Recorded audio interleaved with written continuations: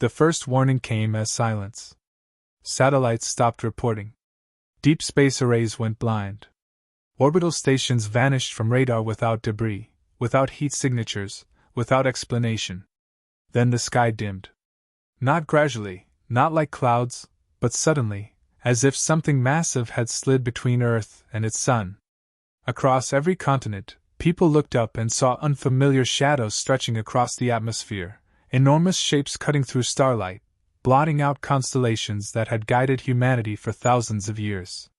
Within minutes, global networks flooded with the same impossible image, an alien fleet so vast it bent perspective, ships layered upon ships, stretching beyond the horizon, their hulls glowing faintly with controlled stellar energy. Humanity had searched the skies for centuries, listening, scanning, waiting. When contact finally arrived, it did not come with greetings. It came with overwhelming presence. The ships were not sleek or elegant. They were monumental, angular structures, dense with power, layered in shielding that radiated visible force fields. Each vessel carried enough energy output to rival planetary cores. Their arrival displaced magnetic fields, disrupted tides, and sent shockwaves through Earth's upper atmosphere. Every military installation, every scientific institution, every government command center understood the same truth at once. This was not exploration. This was arrival with intent. Across the galaxy, these invaders were known as arbiters of technological supremacy. Their civilization had spent tens of thousands of years refining energy-based warfare. They no longer used solid ammunition. Physical projectiles were considered primitive relics, inefficient and wasteful. Their doctrine relied on perfect beams of coherent energy, capable of cutting through continents, boiling oceans, and sterilizing worlds with mathematical precision. Their lasers could maintain coherence across astronomical distances, their shields could disperse impact forces into harmless light, and their targeting systems could calculate future positions before enemies even moved. Entire interstellar empires had collapsed beneath their light. Resistance was usually measured in seconds. Their intelligence assessments of Earth had been brief. Humanity possessed nuclear weapons, chemical propellants, and electromagnetic rail systems. Crude, inefficient, messy. Their industrial output was impressive, but their technological philosophy remained rooted in physical force. To the alien strategists, this placed humanity centuries behind the galactic standard. Their models predicted a swift collapse. Earth's orbital defenses would fail within minutes. Planetary resistance would break within hours. Full subjugation would require less than a single rotation. Among their high command, the operation was not framed as conquest but demonstration. A calculated exhibition of power, designed to introduce humanity to its place in the galactic hierarchy. Their fleets positioned themselves in perfect geometrical formations, each ship precisely spaced to optimize overlapping fire arcs. Energy capacitors charged, glowing brighter with every passing second. Weapons arrays aligned, tracking millions of human targets simultaneously.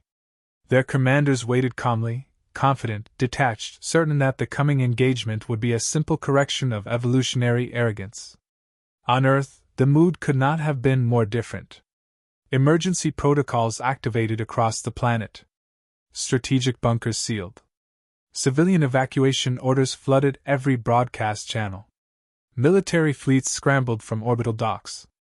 Planetary rail cannons rotated into firing positions for the first time in history. Deep beneath the surface, reactors pushed far beyond safety margins to feed power into electromagnetic accelerators the size of cities. Humanity had no lasers capable of matching what loomed overhead. What it had instead were guns, and more mass than any civilization had ever dared to throw into battle. For centuries, human warfare had evolved along a different path. While others refined energy, humanity perfected momentum. Railguns capable of accelerating dense tungsten slugs to fractions of light speed. Coilgun arrays that could hurl clouds of microprojectiles with terrifying saturation. Mass drivers embedded in lunar bedrock, designed originally for mining, now recalibrated to launch asteroid fragments as kinetic kill vehicles. Industrial forges worked without pause, feeding endless streams of ammunition into automated launch systems. Where alien fleets relied on brilliance and elegance, humanity relied on volume, velocity, and inevitability. Command centers across Earth buzzed with grim efficiency. There were no speeches, no theatrics, no false bravado. Only calculations. Only logistics. Only acceptance that if humanity failed today, there would be no tomorrow. Defensive formations assembled in orbit, knowing full well that they could not match the enemy's firepower. Their purpose was simple: buy time. Every second allowed planetary batteries to charge further. Every moment extended the flow of ammunition into the void. Humanity did not aim to win cleanly. It aimed to overwhelm. The alien fleet continued its slow advance, almost ceremonially. Their sensors detected the frantic movements below, the scramble of human fleets, the frantic heat signatures of reactors pushed beyond redline.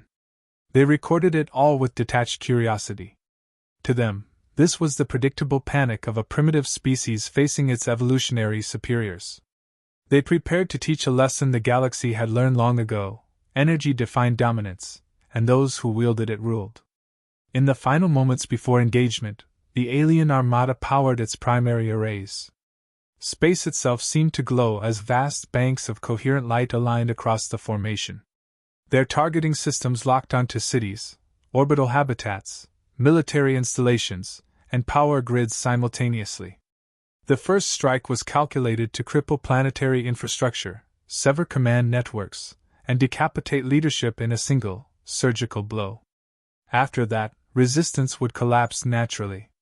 On Earth, commanders watched the energy readings climb, aware that they were seconds from annihilation. There were no prayers. No dramatic speeches. Only orders. Fire control systems synchronized across continents. Lunar platforms adjusted trajectories. Asteroid redirect arrays finalized their calculations. The planet's entire industrial capacity, accumulated across centuries, focused into a single moment of release. Human targeting computers did not aim for precision.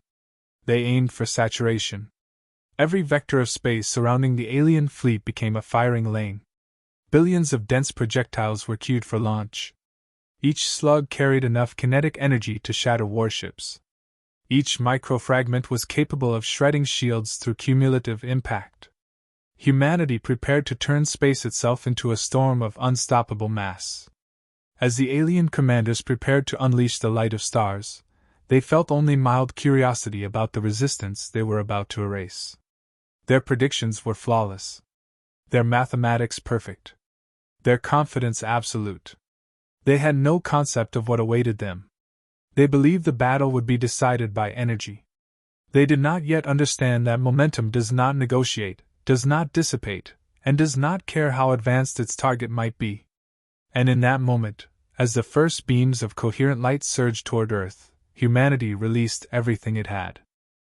The first beam struck Earth's orbital perimeter with surgical brutality. Stations that had taken decades to build evaporated in seconds, their structures atomized into expanding clouds of incandescent vapor.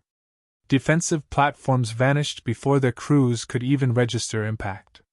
Entire squadrons of human interceptors were sliced apart mid-burn, their hulls cut so cleanly that the two halves drifted separately for a heartbeat before explosive decompression tore them into fragments. The alien fleet fired in perfectly synchronized patterns, each beam calculated to maximize destruction while minimizing wasted energy. From their perspective, the battle was unfolding exactly as predicted. Cities along Earth's equatorial belt watched the sky burn as orbital debris rained down in molten streaks. Power grids failed. Communication networks fractured. Coastal waters boiled under stray beam spillover. To the invaders, this was restraint. They were demonstrating dominance, not yet delivering extinction. Their models showed human resistance collapsing within minutes. Then the planetary rail cannons fired. The first wave of projectiles did not glow. They did not shine. They did not announce themselves with dramatic visuals. They were simply there, emerging from the darkness at impossible velocities.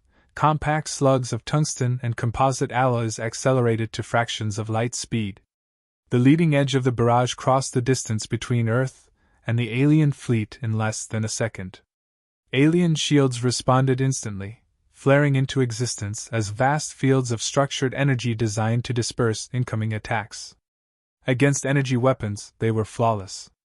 Against particle beams, plasma lances, and radiation strikes, they had never failed.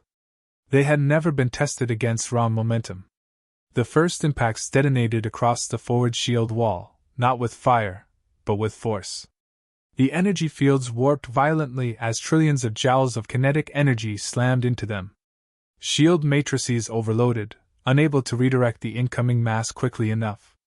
Secondary projectiles followed, then thousands more, then millions, saturating every defensive vector. The shields rippled, collapsed, and shattered in cascading failures. Slugs punched through, carving straight through armored hulls, tearing compartments apart in fractions of a second. Ships began to rupture, their internal structures disintegrating before emergency systems could respond. Human fleets followed the opening volley with saturation storms. Coil gun arrays unleashed clouds of microprojectiles, turning entire volumes of space into hypervelocity shrapnel fields. Asteroid fragments, accelerated by mass drivers buried in lunar crust, entered the battle space as relativistic kill vehicles. Each fragment carried the destructive power of nuclear weapons, without radiation, without heat bloom, without warning. They struck alien vessels like invisible hammers, folding armor inward, collapsing decks, snapping structural spines, and triggering catastrophic chain reactions within reactor cores. Alien targeting computers struggled to track the incoming chaos. Their algorithms were built to anticipate energy dispersion patterns, beam coherence fluctuations, and plasma instability. They were not designed to predict billions of independent solid objects moving at extreme velocities along intersecting trajectories. The data stream overwhelmed their processing limits. Defensive systems lagged behind reality.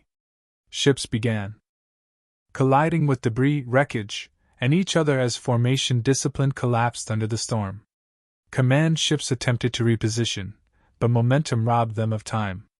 A single miscalculated maneuver exposed the capital vessel's flank, and a wave of dense slugs tore through it from bow to stern, venting entire decks into vacuum. Another carrier tried to reinforce its shield envelope, only for successive impacts to overload its energy grid, causing internal arcs that cooked its crew alive before the hull even breached. The alien commanders watched in disbelief as their fleet disintegrated. Their sensors painted a picture of absolute chaos, velocity vectors crisscrossing space in patterns no energy-based doctrine could counter. Where lasers struck individual targets, human fire turned entire regions into lethal volumes. There was no safe space, no clean engagement line, no stable defensive posture. Every cubic kilometer of battle space became a minefield of unstoppable mass. Emergency countermeasures activated. Beam arrays shifted from precision strikes to wide-area sweeps, attempting to vaporize incoming projectiles before impact. It worked partially. Individual slugs vanished in brief flashes of light, but for every projectile destroyed, thousands more arrived. The energy cost of sustained interception skyrocketed, draining reactor reserves faster than anticipated. Shields flickered. Power systems overheated. Firing cycles slowed. Gaps began to form. Human fire only intensified. Planetary factories, orbital forges, and asteroid refineries fed ammunition into launch systems without pause. Conveyor networks spanning continents delivered fresh slugs every second. Lunar mass drivers hurled mountain-scale debris into precisely calculated trajectories. Even wreckage from destroyed human vessels was redirected, flung back into the battle as additional kinetic payload. Nothing was wasted. Everything became ammunition. The alien fleet's perfect formations collapsed entirely. Individual captains attempted independent retreats, but momentum denied escape. High-velocity fragments shredded engines, crippled navigation systems, and carved through communication arrays. Ships lost contact with command, drifting helplessly as new waves of projectiles erased them one by one. Entire battle groups vanished from sensors, not in fiery explosions, but in abrupt silence, their mass reduced to expanding clouds of metallic vapor. Within minutes, the invaders had lost more vessels than in all their previous wars combined. Panic spread through the remaining command structure. Strategic projections spiraled into impossibility. Every simulation predicted total annihilation if engagement continued. Emergency withdrawal orders propagated across the surviving fleet, but retreat under kinetic saturation proved nearly impossible. Ships attempting to turn exposed fresh surfaces to incoming fire, only to be torn apart instantly. Those that managed partial acceleration were struck from behind by debris accelerated by gravity's slingshots around Earth and the Moon, catching them mid-maneuver and pulverizing their propulsion systems.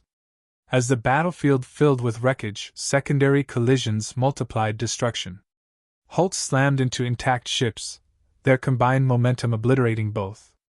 Reactor breaches added bursts of radiation, but it was the mass, the speed, the relentless physicality of the assault that dominated every engagement. For the first time in their recorded history, the alien armada experienced complete tactical collapse. Survivors scattered, abandoning formations, abandoning doctrine, abandoning pride. Their commanders issued a single unified directive across all channels: disengage, retreat, escape. The demonstration had become a massacre. Their technological superiority had been rendered meaningless by a principle they had long dismissed. When the last surviving ships limped beyond Earth's defensive perimeter, the battlefield fell into an eerie stillness. Millions of fragments drifted through space, silent testimony to the destruction of what had once been the galaxy's most feared fleet. Human sensors tracked retreating signatures until they vanished into hyperspace corridors, fleeing toward distant systems with the first real knowledge of fear their civilization had ever felt. In the aftermath, alien analysts dissected sensor logs, debris patterns, and impact simulations. Their conclusions were unanimous and horrifying. Human victory had not relied on superior technology. It had relied on superior application of physics.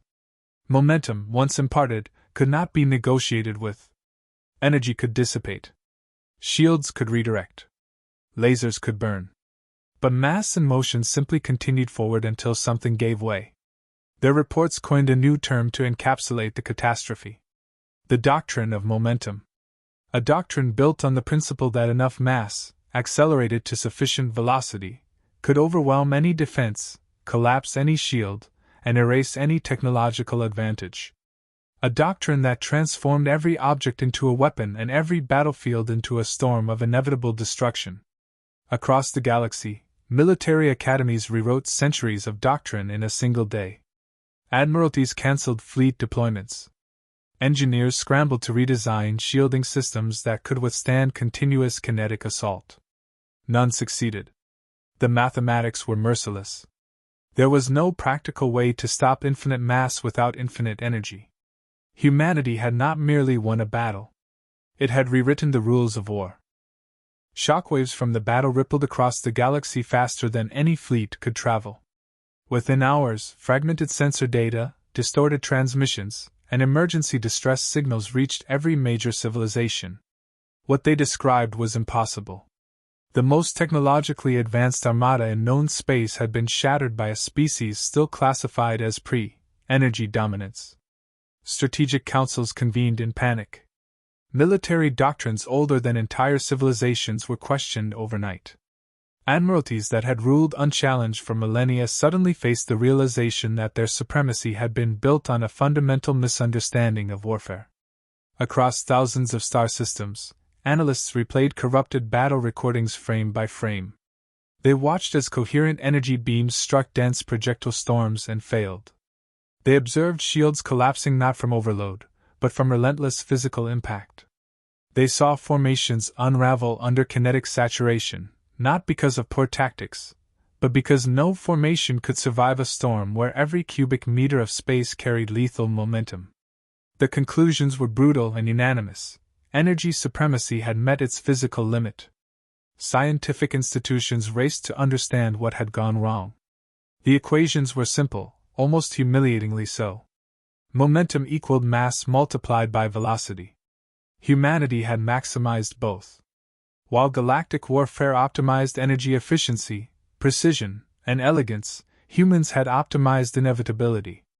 Their weapons did not require pinpoint accuracy. They required only direction and persistence. Even missed shots became hazards, transforming empty space into lethal debris fields. Every impact multiplied chaos. Every fragment became another weapon. The battlefield itself evolved into a hostile entity. Efforts to redesign shields began immediately. New energy dispersion matrices were proposed. Gravitic deflection fields were theorized. Exotic matter barriers were tested. None proved viable. The energy demands necessary to halt sustained kinetic bombardment exceeded feasible reactor outputs. Simulations showed that even if shields could stop initial impacts, prolonged saturation would overwhelm any system. Momentum simply transferred, cascading through layered defenses until structure failed. Meanwhile, humanity did not pause to celebrate. Earth's governments understood that victory had not eliminated danger. It had announced humanity's arrival onto a hostile stage. Industrial output surged. Entire economies reorganized around mass production of kinetic systems. Asteroid mining operations expanded at unprecedented speed. Lunar foundries tripled in size.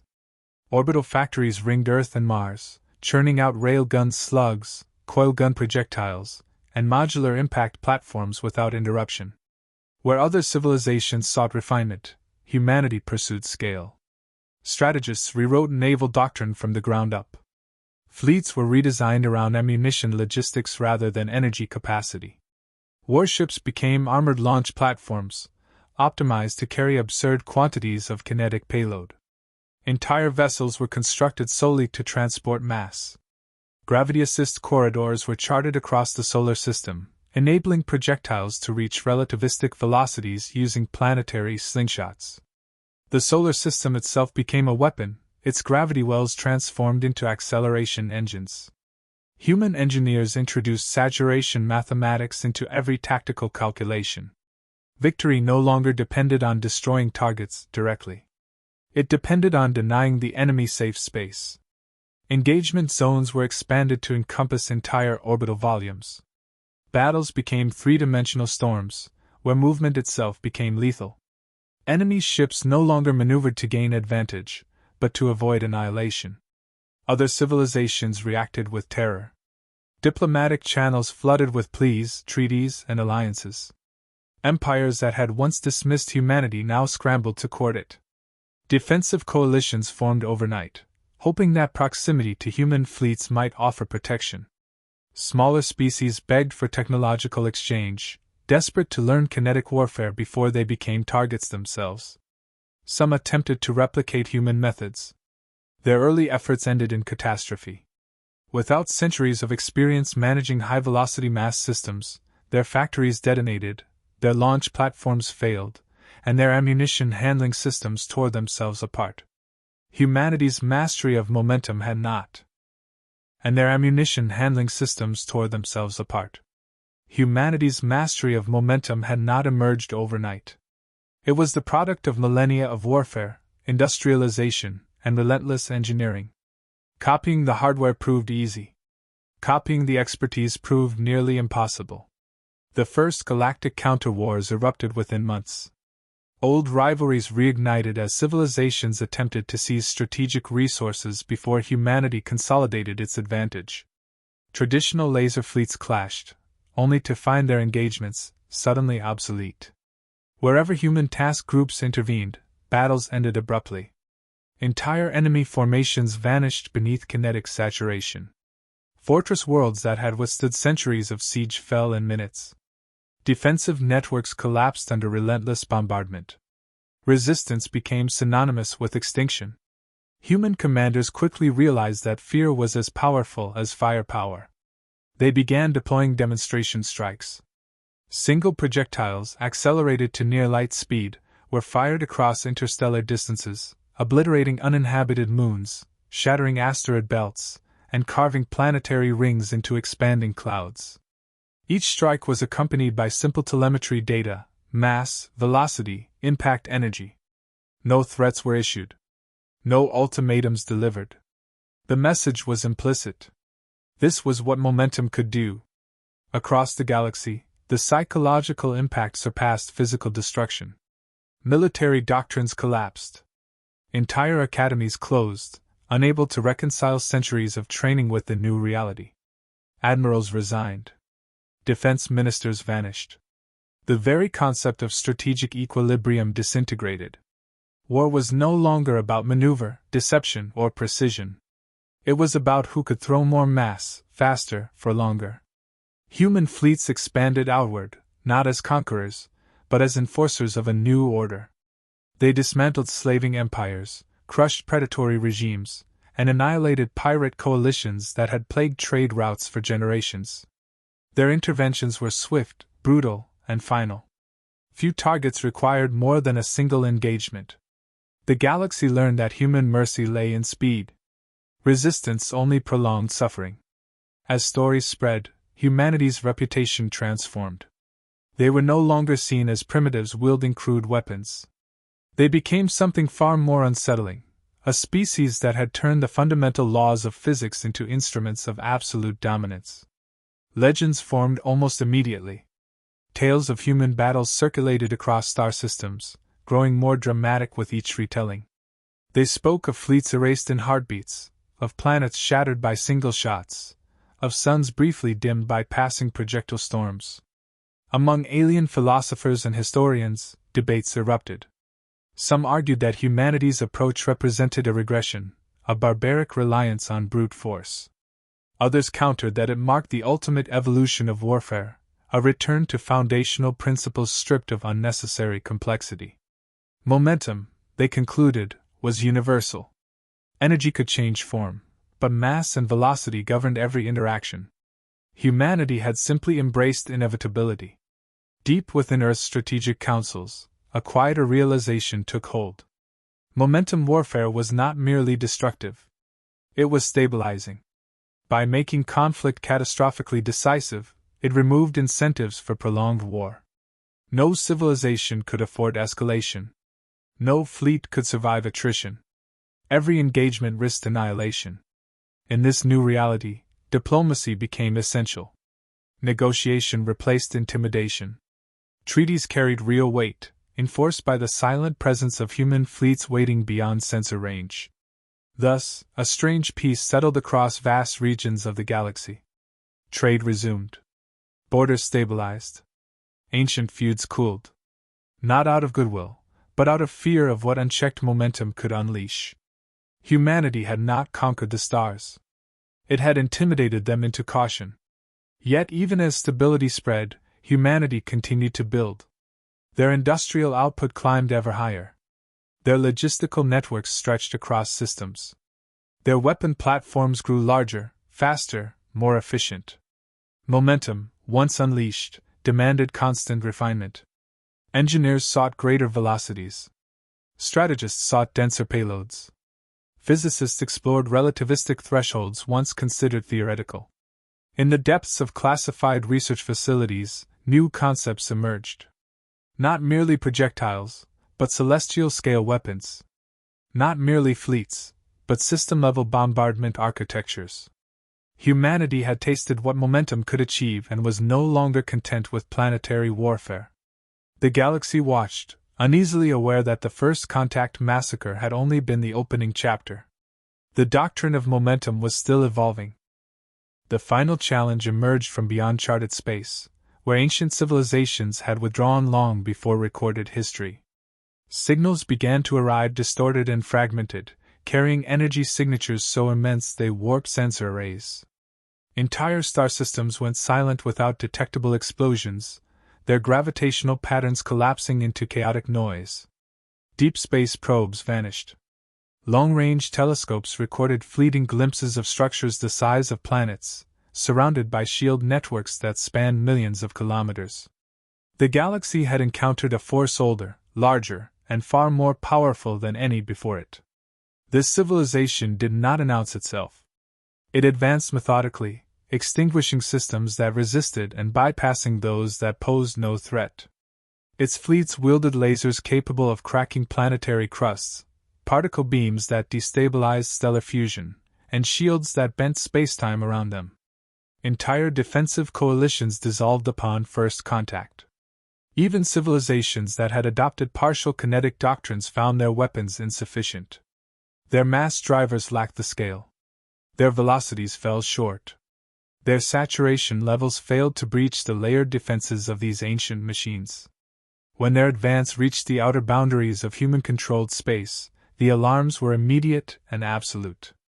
Strategic councils convened across Earth, Mars, and the orbital habitats, studying data that painted a grim picture. This enemy could absorb conventional kinetic barrages. Their shields adapted in real time, redistributing energy flows and reinforcing impact zones. Their hulls regenerated structural integrity faster than traditional projectile storms could destroy it. Humanity faced extinction not because momentum had failed, but because the scale of their enemy demanded escalation beyond anything previously attempted. The response was not hesitation. Human engineers and strategists unlocked projects that had existed only in theoretical modeling. Entire solar systems were conscripted into the war effort. Massive gravitational manipulation arrays were deployed around gas giants, converting their immense pull into acceleration engines. Asteroids were fused into kilometer-long rods, compressed into hyperdense projectiles, and flung along carefully calculated trajectories that looped through planetary slingshots before emerging at relativistic velocities. Moons were hollowed and reinforced, transformed into mobile ammunition depots. Even comets were captured, their icy cores infused with metallic frameworks to increase impact density. Humanity stopped thinking in terms of weapons and began thinking in terms of mass distribution. Every object became a potential projectile. Every orbit became a firing solution. Every gravitational well became an accelerator. As the ancient fleet crossed into contested space, humanity unleashed the first demonstration. A single asteroid fragment, no larger than a mountain, was hurled across interstellar distance. It accelerated for weeks, gathering velocity through chain gravity assists, until it reached a fraction of light speed. It struck one of the invaders' outer patrol ships, and the resulting impact briefly rivaled stellar output. The target vanished, reduced to expanding plasma and scattered exotic matter. The shockwave destabilized neighboring vessels, causing cascading shield failures across an entire battle group. The invaders responded with overwhelming force. Their lasers carved through human forward bases, annihilating orbital rings and reducing fortified planets to molten ruin. Particle beams destabilized stars, triggering controlled nova events that sterilized entire systems. Humanity lost worlds. Billions perished. Yet even as devastation mounted, production accelerated. New launch arrays came online. New gravitational corridors were activated. Humanity's industrial machine devoured entire asteroid belts and planetary crusts to feed the growing storm. The decisive engagement occurred near a binary star system whose gravity fields provided unmatched acceleration potential. Humanity had spent years constructing hidden mass drivers within the star's complex orbital interactions. As the ancient fleet entered the region, unaware of the trap, the system came alive. Trillions of tons of hyperdense matter erupted from concealed launch points, each projectile hurled into precise trajectories shaped by stellar gravity. They did not arrive as a wave, but as an expanding sphere of intersecting vectors, transforming the entire battle space into a collapsing cage of momentum. The invaders' shields flared brilliantly, bending spacetime to deflect the first impacts. For seconds, it appeared they might endure. Then the second layer struck. Fragments from destroyed human worlds, accelerated beyond conventional limits, slammed into weakened shield nodes.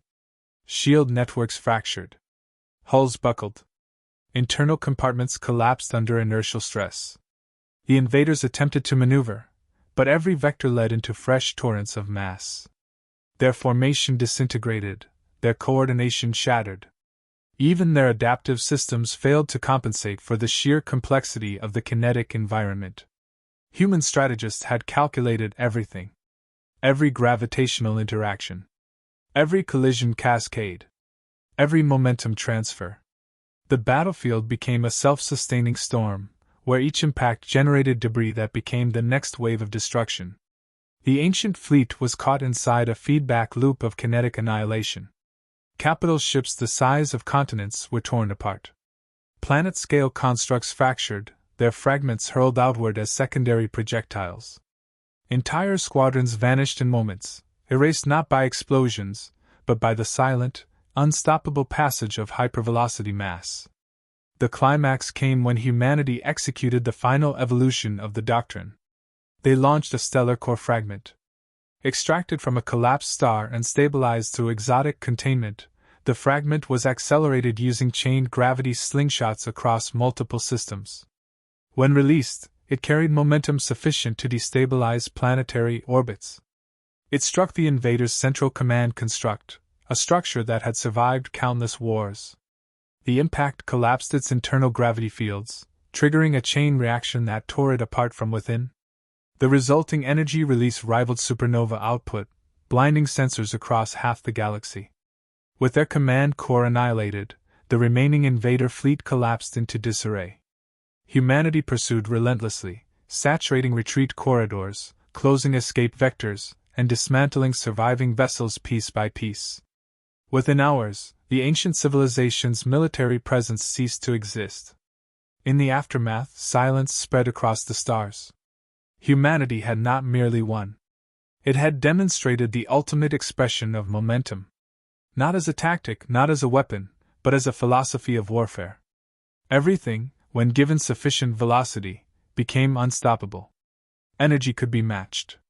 Shields could be adapted. Technology could be countered. But momentum, once unleashed at sufficient scale, transcended defense. Across the galaxy, civilizations absorbed the lesson with profound unease. War, as it had been known, was finished. There could be no arms race beyond this point. No escalation left unattempted. Humanity had reached the ceiling of physical destruction. Any further conflict risked destabilizing entire regions of space, collapsing star systems, and shattering planetary orbits. The doctrine of momentum became the final doctrine. Not because it was perfect, but because it was irreversible. Human fleets withdrew from the frontiers, returning to defensive formations around key systems. Their presence alone enforced peace. No empire dared provoke them. No coalition considered resistance. Trade routes stabilized. Borders hardened. Diplomacy flourished not through trust, but through the shared understanding that any large-scale conflict would end everything. Among humanity, reflection followed triumph. Philosophers debated whether they had safeguarded the galaxy or condemned it to perpetual fear. Engineers wrestled with the knowledge that their creations could erase civilizations. Strategists considered how to restrain a doctrine that offered no proportional response, only overwhelming finality. Yet one truth remained undeniable. In a universe obsessed with light, humanity had remembered the power of mass. They had brought bullets to a war of lasers. And in doing so, they had proven that the oldest laws of physics still ruled the stars. Energy could burn. But momentum could erase. And once unleashed, it could never be called back.